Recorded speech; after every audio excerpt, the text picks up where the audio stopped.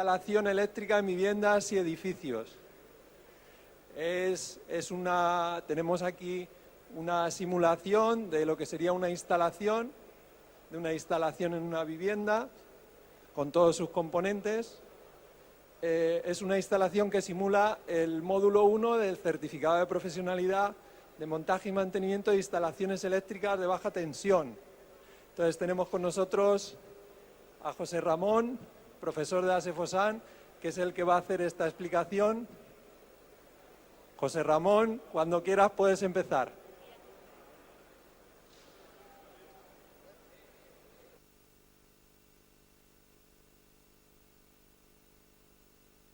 Sí, buenos días, muchas gracias, Rafa. Buenos días a todos, bienvenidos. Vamos a comenzar con la charla, una breve explicación sobre este carro que tenemos aquí, que simboliza la instalación eléctrica de un edificio desde la parte de entrada del edificio, desde donde nos llegaría la acometida, que vendría de la red de distribución, y partiría por todo el edificio, y posteriormente veríamos en la segunda parte, en la parte de atrás del carro, cuál sería la instalación y la protección de una vivienda. En primer lugar, partiríamos de la caja de acometida, la CGP, a la cual nos llegaría la acometida que viene conectada desde la red de distribución. De ella partiría el servicio para dar conexión a la centralización de contadores, y nos llegaría por medio de la línea general de alimentación, la LGA, hasta el interruptor general de maniobra, conocido normalmente por IGM. El interruptor general de maniobra vamos a tenerlo para dos funciones. Una, poder dar servicio, que estaría en la posición ON, y otra, el poder trabajar dentro de esta instalación, que sería poner el interruptor general de maniobra en la posición OFF, que además consta de un punto en el cual podríamos dejarlo candado, de manera que al efectuar las reparaciones o las instalaciones en este cuadro no tengamos tensión en él y no venga nadie y pueda circunstancialmente volver a darnos tensión, ¿no? Quedaría así y con un candado puesto en esta posición para que nadie pueda meterlo por temas de seguridad, para protegernos. Vuelvo a reiniciarlo, tenemos de nuevo servicio, y de este IGM, de este interruptor, pasaría corriente al embarrado del centralizado. En el embarrado del centralizado, y concretamente en sus fusibles, son unos fusibles tipo de cartucho calibrados. Ahí comenzaría la derivación individual, la línea individual de cada usuario. Estos fusibles nos sirven tanto para protección de la instalación como para la empresa suministradora. Si en un momento damos de baja la instalación o queremos hacer un corte de ella, nos quieren hacer un corte de ella, pues con retirar el fusible ya dejarían al usuario sin tener energía en su vivienda o en su local comercial. Seguimos aguas abajo y nos encontramos con los equipos de medida. Equipos de medida que ya hemos puesto en este centralizado del tipo digital, que son los últimos equipos de medida que se han autorizado. Tienen bastante más precisión a la hora de la medida y además se pueden utilizar para varias funciones, además de lo que es la medida de la energía eléctrica, la medida del consumo que hacemos en nuestra instalación. Hasta que se empezaron a utilizar equipos de medida digitales, teníamos que contar con un contador convencional que estaba auxiliado bien por un reloj, por un masímetro, que se encargaban de hacer la discriminación horaria para poder conectar, si queríamos contratar una tarifa diferente a la habitual, tendríamos que contratar la discriminación horaria, el tipo de discriminación por fines de semana o festivos. También no podíamos discriminar con el equipo convencional para hacer el contaje de la energía reactiva, y con estos equipos sí que directamente nos hacen la lectura de energía reactiva con ellos. Además de esto, van a hacer la función de un aparato que veremos posteriormente en la otra parte de la instalación, que es la función de cortar la instalación por el exceso de consumo, es decir, si nos pasamos de la potencia que tenemos contratada.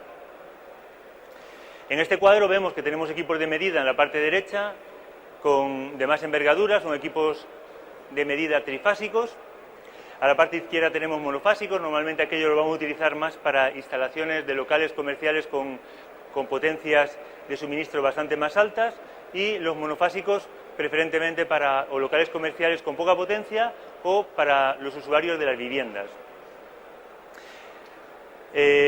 Seguimos aguas abajo, aunque vayamos hacia arriba físicamente, y llegaríamos a las regletas, donde parte lo que es la derivación individual física.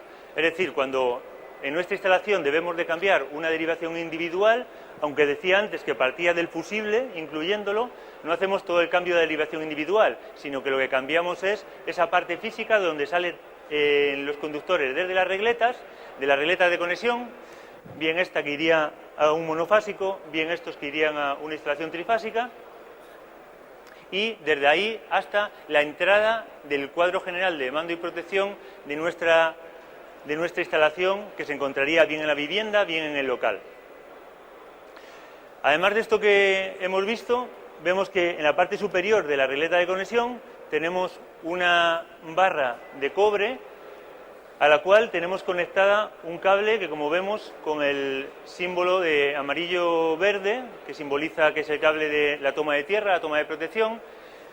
Vemos que sale un cable desnudo de cobre también, de 50 milímetros cuadrados de sección, que pasa por un seccionador de corte o de prueba, y por medio de él baja la línea principal de toma de tierra hasta la arqueta de tierra, donde probablemente esté alojada o clavada la pica de tierra o la conexión principal a la tierra del edificio.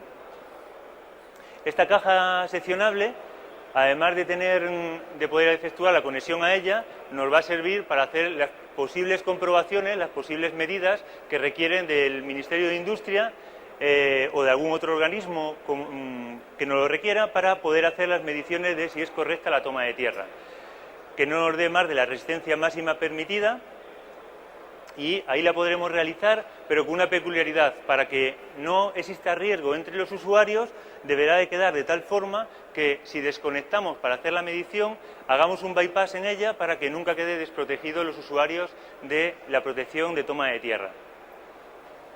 Además de la parte de la centralización de contadores, contamos también con diferentes cuadros, ¿no? Diferentes cuadros para los otros usos de la instalación del edificio, como serían cuadro para protección y mando de contadores, protección y mando de elevadores, de ascensores, protección y mando de la instalación de telecomunicación, de portero, como en este caso videoportero automático del edificio, y abajo tenemos colocado un variador de frecuencia para simular un mando de unos motores o de unas bombas con un variador de frecuencia para variar la velocidad de los motores. En la parte derecha del todo cuenta con la simulación del videoportero, en el cual tendríamos la placa de la calle con una videocámara. Pueden luego pasar, probarlo. Haríamos la llamada, por medio de la videocámara entraríamos en el domicilio, en la parte del videoportero, y desde aquí, bueno, pues efectuaríamos apertura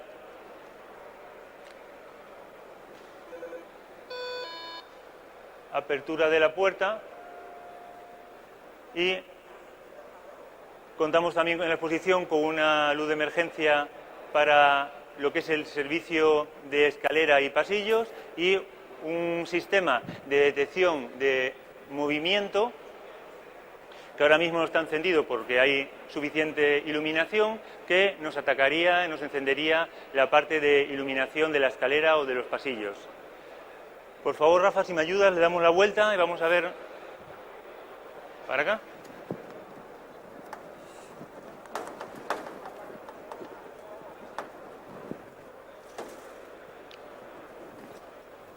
Vaya, no falló ayer, ¿eh?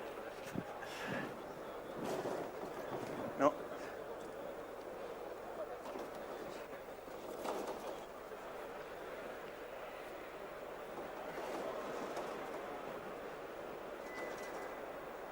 poquito hacia adelante, me parece, Rafa. Un poquito hacia adelante, ¿verdad? ¿Ahí vale? Muy bien. Bueno, pues como decía antes, desde las bornas de salida de la derivación individual del centralizado de contadores, que teníamos el comienzo de la derivación individual, nos llegaría hasta la parte de la instalación eléctrica del cuadro general de mando y protección. Este cuadro general de mando y protección, en cabecera le hemos puesto un ICP, algo que se puede contradecir, ¿no? Los que entiendan entenderán que se puede contradecir con lo que acabo de decir por la otra parte.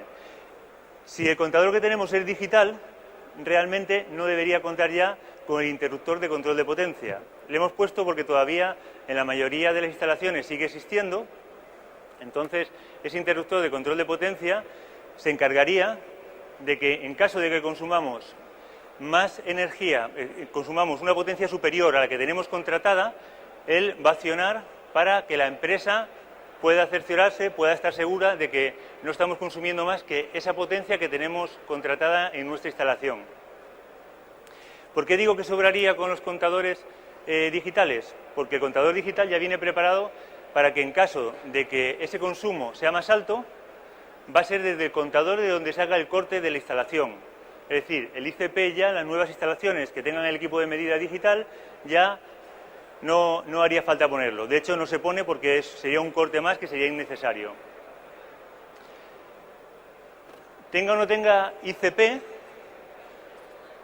contaríamos con el principio del cuadro de protección, de mando y protección, contaríamos aguas arriba con el interruptor general automático, conocido por el IGA. Ese interruptor va a ser el corte principal de toda la instalación. Una vez que cortamos ese interruptor, deberíamos de tener toda la instalación ya sin energía eléctrica. Aquí me voy a detener un segundo o unos segundos en explicar un caso que se suele dar ahora mucho con la colocación de los nuevos contadores digitales. Al poner contadores digitales, como decía, ellos se van a encargar de cortar la corriente. Nos pasamos de la potencia contratada y cortan la corriente. ¿Qué pasa cuando cortan la corriente? Pues nos quedamos sin servicio. ¿Cómo hacemos ahora para volver a restablecer el servicio? Bueno, el sistema sería, para volver a restablecerlo, nosotros nos vamos a quedar con el automático arriba, con el IGA arriba, pero el contador vamos a imaginar que ha cortado la corriente. Entonces yo voy a venir al cuadro, voy a ver que todos los automáticos del cuadro se encuentran en la posición de que deben de estar en activo y, sin embargo, veo que no tengo energía eléctrica en casa, ¿no? O en mi local. Entonces, debo de bajar el interruptor general automático, debo de bajarlo, esperar unos segundos y volver a subirlo. Una vez que espero unos segundos y lo vuelvo a subir, el contador va a restablecer de nuevo el servicio. Caso 2. Yo subo el automático y no ocurre que se restablece el servicio. ¿Qué puede estar pasando? Y esto está ocurriendo mucho. Por una parte puede ser un fallo del equipo de medida que no tenga un buen funcionamiento, es decir, que nos esté dando fallo, nos esté dando un error. Y por otra parte puede ser que en nuestra instalación, cuando hemos hecho este cambio, al poner el IGA, este automático que decía que era general, que cortaba todo, no haya hecho todos los cortes de todas las derivaciones de nuestra instalación. Es decir, que aguas arriba de él haya podido haber una derivación a una parte de la instalación que no hemos contemplado o que el técnico que nos ha hecho la instalación no lo ha contemplado. En ese caso, por mucho que yo baje el automático y lo vuelva a subir, no se restablecería el servicio porque al mandar una señal el equipo de medida y ver que todavía sigue la instalación sin el corte, no dejaría restablecer el servicio. ¿Cómo haríamos en este caso? Pues tenemos dos opciones. Una, avisar a la empresa suministradora para que nos restablezca el servicio. Y la segunda sería, si tengo posibilidad, acceder al equipo de medida y en el mismo botón que tiene para tomar las lecturas y resetearlo, pues utilizar el reset y volvería a entrar como tenía que estar en situación normal, ¿no? Bueno, aguas abajo de ese IGA, de ese interruptor general automático, tendríamos una protección diferencial que consiste en protegernos, sobre todo a personas o animales en la vivienda o en la instalación, en el local comercial, de contactos indirectos. Los contactos indirectos son los que nos ocurren cuando tocamos una parte de la instalación que en teoría no debería de tener no debería estar sometida a bajo tensión. Pero por un error, por un fallo, por una derivación, por un calentamiento, por un rozarse los cables, nos queda bajo tensión. Partes metálicas, chasis, que en teoría no deberían de estar bajo tensión y sin embargo estarían bajo tensión. En ese caso, si la intensidad que pasa a tierra, bien sea por la instalación de protección de toma de tierra o bien sea por nuestro cuerpo, supera los 30 miliamperios, pues ese relé diferencial actuaría y además actuaría con una velocidad de por debajo de 30 milisegundos. Si no actuara, pues estaríamos pudiendo someternos nuestro cuerpo, el cuerpo de la persona o animal que toque, a una intensidad que nos podría dañar, ¿no? Entonces tendría que hacer ese disparo automáticamente y con eso quedaríamos protegidos. Recibiríamos una pequeña descarga, pero quedaríamos protegidos de tener consecuencias mayores. De cada relé diferencial, según el reglamento, el nuevo reglamento de 2002, pueden colgar 5 interruptores magnetotérmicos, que corresponden a los 5 circuitos en los que está separada y protegida nuestra instalación de la vivienda como mínimo. Es decir, una instalación básica tiene que tener como mínimo 5 circuitos, del C1 al C5. Veremos un circuito de alumbrado que está protegido con 10 amperios, una protección muy bajita, para que, como sabemos que en alumbrado no vamos a tener más de ese consumo, que correspondería a 2.300 vatios en una instalación convencional, nos quedaría protegido con 10 amperios y 1,5 milímetros cuadrados de sección como mínimo en cuanto al conductor. Dos protecciones de tomas de corriente que separan las tomas de corriente generales de las que llamamos zonas húmedas, que son baños y parte de la instalación de la cocina. Otro circuito que nos protegería, el anterior iría con 16 amperios y 2,5 de sección. Otro circuito que nos protegería las tomas de lavadora, lavavajillas y termo, que sería de 20 amperios y 4 milímetros cuadrados de sección. Y un quinto circuito que sería el de la cocina y horno, que sería de 25 amperios la protección y mínimo 6 milímetros cuadrados de sección. El anterior, lavadora, lavavajillas y termo, nos lo podemos encontrar bien en una protección de 20 amperios o bien desdoblado en 2 o 3, dependiendo de los aparatos que tengamos, protecciones de 15 amperios con circuito de 2,5 milímetros cuadrados.